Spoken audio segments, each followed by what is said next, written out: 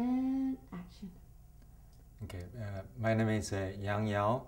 I'm a professor at China Center for Economic Research at Peking University. I teach economics over there. And you were ICI fellow for? The first cohort.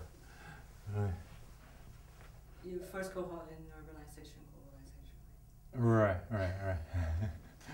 How did you come to hear about the fellowship? Well, it's let's see. It's because of Jian Zha and Ben Li. Jian Zha did a book, not a book, did an article on returning overseas Chinese scholars, and she interviewed many professors in our center, and then we got to know each other. Then I think, I don't know, 3 years ago, Ben Li and she went to our center, and we talked about this coming up fellowship. And after that, I remember I received President Bob Kerry in our university. So that was how I got to know the program. So you knew that before? You didn't even know about the fellowship, but you just knew the people? I knew the people, and also Ben introduced to me the whole program. He said, a new school got a very huge funding from Star Foundation, and they were going to start this fellowship program. And I was really excited. Why was you excited? Well, because of this linkage with kind of a triangle linkage between US, India, and China. Especially on the India side, because India is also a very huge developing country. It's kind of a mirror for China. So that's basically my interest. In what ways is India a mirror? Well, India and China are kind of on the two extremes of the developing world, usually in people's perception. Because India is a democracy. It's actually a very functioning democracy among developing countries, by developing country standard. And China is usually regarded as an authoritarian state.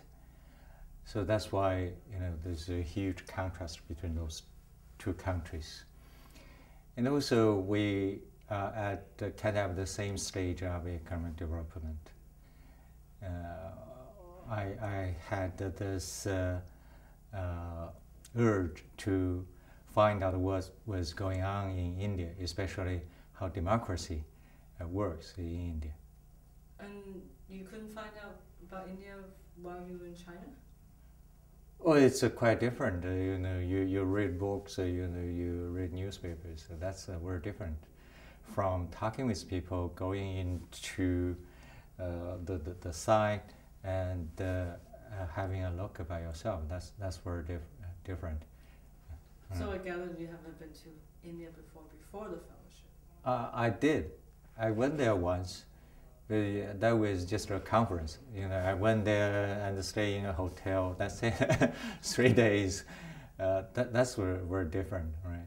And last time in our residency, we stayed there for close to 2 weeks.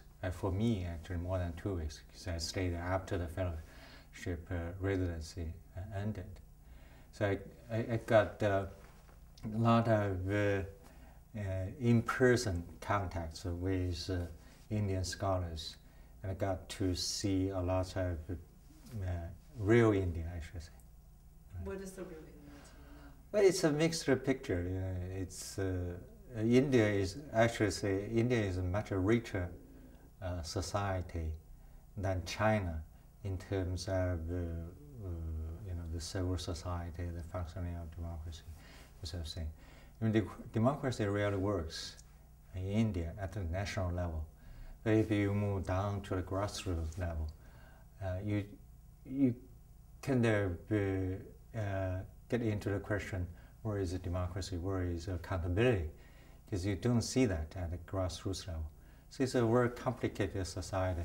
And also you see the conflicts between castes And actually, when we were in Mumbai, there was a huge riot initiated by those Dalits. So this is a very rich society in that sense, but it's also very complicated, especially for Chinese. But on the other hand, I also became more confident about China because one conclusion I got from my visit and my talks with Indian scholars is that China and India are probably at the same stage on the road to democracy. When I say democracy, got to be liberal democracy, the real democracy. But in that sense, China and India are both far away from that stage. So that gives me confidence, and also reminds me that there could be many roads to democracy. It pretty much depends on your historical heritages. I mean, in India, democracy was imposed by the colonial rule.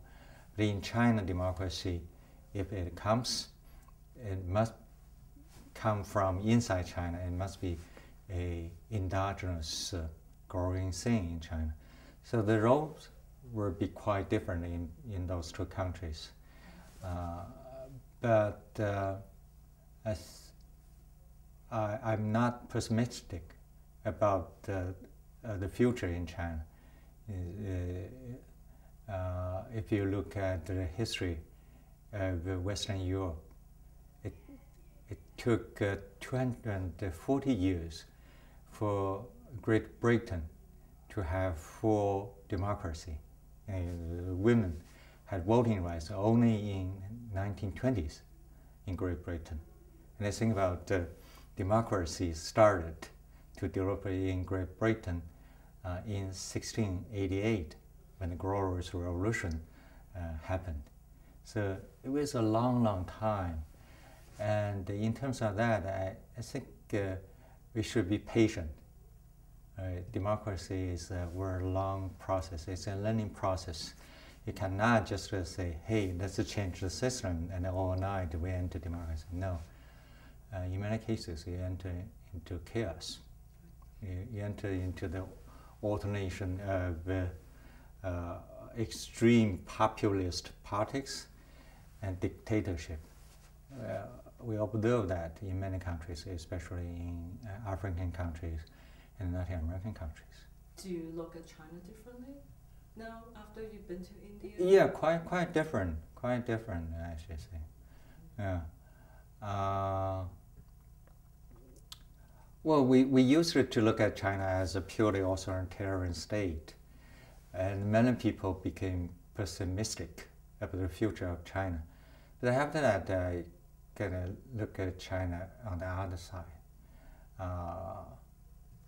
Well, democracy definitely is the future for every country.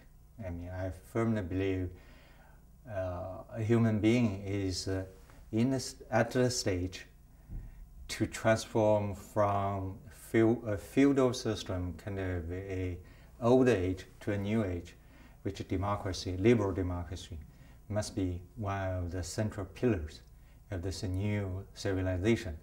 And some countries, Western European countries, North American countries, Japan, have already finished that transformation to a large extent. But most of the countries have just started. China just started, India just started, even it has had a nominal democracy for more than 60 years, but I don't think it has finished that process. The thing that China has an advantage over India is that we finished a social revolution before we started this democratic process. It's similar to India, because democracy was imposed and there was no social revolution. And then you have to finish this social revolution within the framework of democracy. That's very difficult, you think about it. Social revolution always means blood shedding. You think about the Great Britain, French Revolution, Russian Revolution, Spanish Civil War, Chinese Revolution, a lot of fighting, a lot of bloodshedding, right? But that's not, all those things are not allowed in a democracy. So you have to use kind of peaceful means to change the society, whole society. That's a daunting task facing a lot of developing countries, not only just in India. I just came back from the Philippines. I have been to Philippines many times, but this time I talked with those scholars, and I had the same thing to the Philippines as I told India. That is, there is no social revolution, and that's a huge obstacle for those countries to move into a truly democratic society. And China actually finished that social revolution. I talked with Pato, another fellow, and he said, hey, see, China actually has much better preparation for democracy than India has. I said, yes, but we had another history, a long history of also terrorist state. We had this long history of feudal rule and also the Communist Party rule. But that's also, I think, for China, that might be, that may make our task simpler, because whenever you lose some control, you give some rights to people, people will say, hey, there's an improvement. Whereas when you have democracy imposed, then you don't see democracy to deliver true results to ordinary people. Then you're going to lose confidence in democracy, right? So you see this contrast. So that's why I see China different. I become more confident in China's future. And the fellowship, going back a little bit about the experience of the last 2 years, Mm-hmm. you've gone through 3 residencies, and now you're coming back Mm-hmm, the mm-hmm. 4th time. And Mm-hmm. it's almost the first time because you're back here in Glen Cove. Right. What are some of the initial thoughts when you're coming back? You mean this trip, for this trip? Well, that's because we have had a lot of interactions, talks. I still remember Ashok, Anita, and Jian Ying, and Yu Kuan. We took the same car from Mumbai to Pune, and then from Pune back to Mumbai. We had a lot of talk about India and China, and also my personal experience, especially in the 1989 student movement. So we already had a lot of exchanges. But for this time, I said mostly I think first I'm going to finish this scholarship. I'm going to present results of our research work. I have joined a research project with Amita. Another thing, maybe we can contribute to the communication and discussions to the second cohort. Yeah. I don't know how we can fit into that discussion. It seems that they have already had a lot of good discussions already. They have chemistries among them. I mean, it might be different from ours, because for us, I still remember when we sat in that big conference room. People, the first place, people felt uneasy to talk about a lot of things.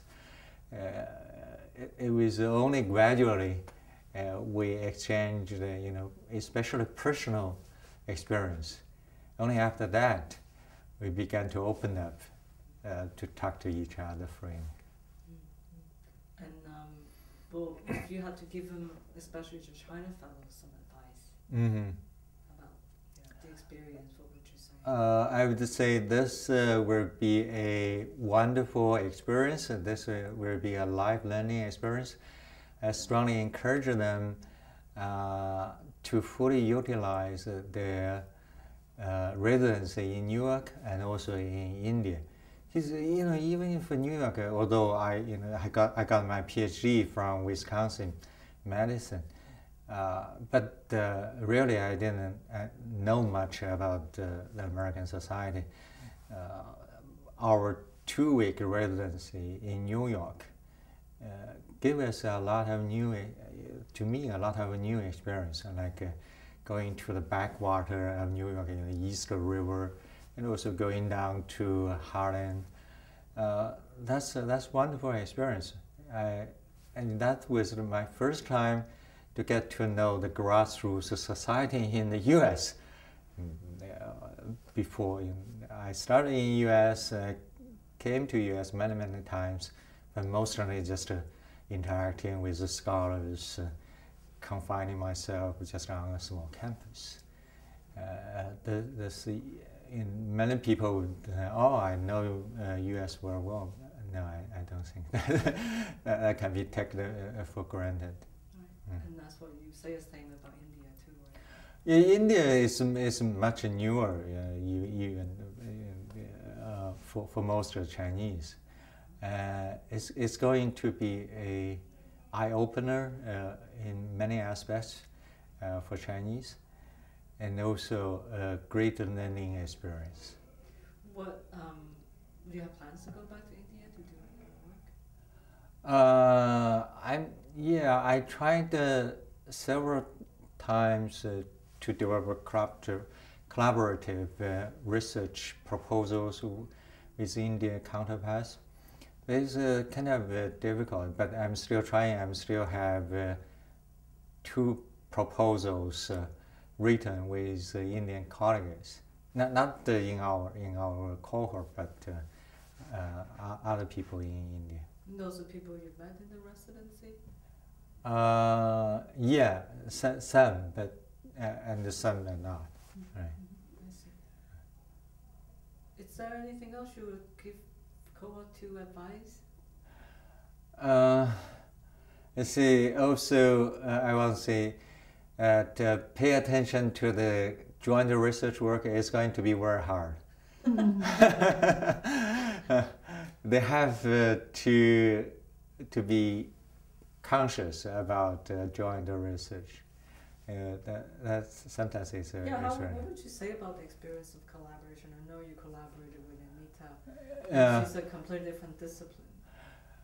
Yeah, I think a discipline is not a big deal on that side, but it's just the distance, because when you are together, you will remind each other to write up the paper, but when you are far away and your partner and you yourself may get into other kind of works, and you tend to postpone that, because that can easily become kind of a second priority for you. It's always like that. So I strongly encourage people to pay more attention to their joint work. Right. What about the transnational and the other aspect, more abstract aspects of collaboration? I mean, what kind of things would you say to some other colleagues about collaborative work between India and China?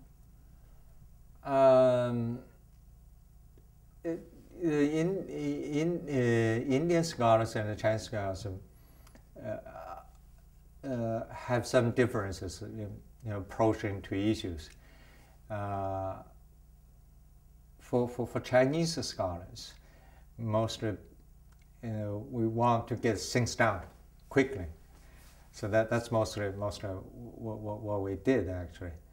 And for Indian side, they will do a lot of planning, but because this kind of long time period, a long time lag, and people tend to push things farther back and back. That's always. But do you find they're able to talk to each other? And they're using the same, they're using of course English, and in terms of being able to make each other understand. I don't think that's a problem. We communicate them quite well. Even for people who do not speak English very well, I don't think that's a problem. Communication is not a huge problem. That's nice. Okay. Anything else you'd like to add? No. Okay. I think that was great. Okay.